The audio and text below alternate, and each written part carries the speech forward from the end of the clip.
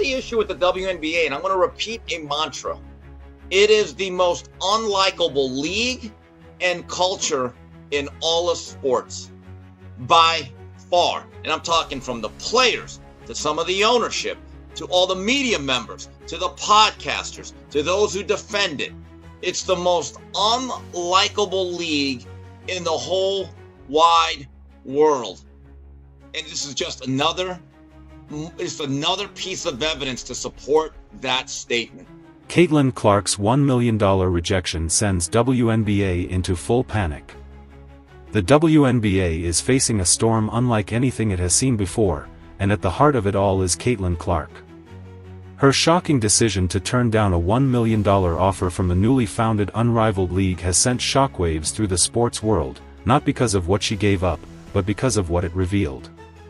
Clark, who has single-handedly elevated WNBA ratings, attendance, and merchandise sales, could have walked away with not only a massive salary but also equity ownership in a new league, a chance at financial freedom and true power. Yet, instead of accepting what seemed like a dream offer, she rejected it, and that rejection exposed the deep fractures inside the WNBA. Critics argue the league has become one of the most unlikable organizations in sports, bogged down by politics, favoritism, and an unwillingness to protect its brightest star. Evidence of this mistreatment is clear.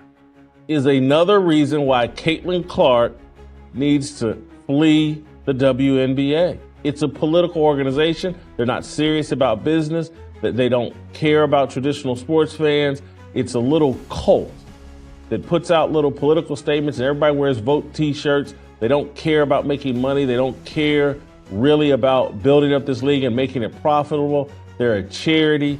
She needs to flee the WNBA and start her own league. Clark has already missed 10 games due to injuries sustained from repeated hard fouls, while league officials looked the other way.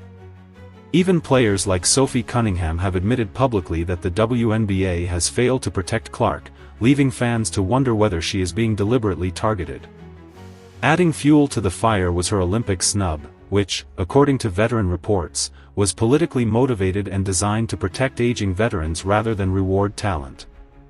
When Clark heard the news, her chilling response, "They woke a monster," made headlines, and it appears her words are proving true. The rejection of the unrivaled deal has now drawn the attention of Washington, with former White House staffers calling for a federal investigation into whether Clark is being subjected to a hostile work environment. At the same time, her sacrifice gave the WNBA Players Union the leverage it needed to opt out of its collective bargaining agreement years ahead of schedule, throwing the league's financial future into chaos. For the first time, revenue sharing, salary caps, and TV money are all back on the table, and players are demanding change.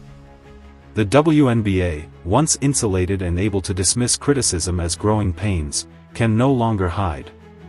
Ratings show the stark reality. During Clark's absence, viewership plummeted by 55%, proving she is the cornerstone of the league's relevance. Yet instead of protecting her, the league has treated her as a marketing tool while refusing to grant her fair compensation or safety. Now the WNBA is squeezed from both sides, federal scrutiny from outside and a union uprising from within, all triggered by Clark's masterstroke rejection. She has turned what looked like a loss into a weapon, exposing the system's flaws for the world to see. The league wanted Clark as its savior, but in trying to humble her, they may have created their greatest threat. The question is no longer whether Caitlin Clark can survive the WNBA, it's whether the WNBA can survive Caitlin Clark.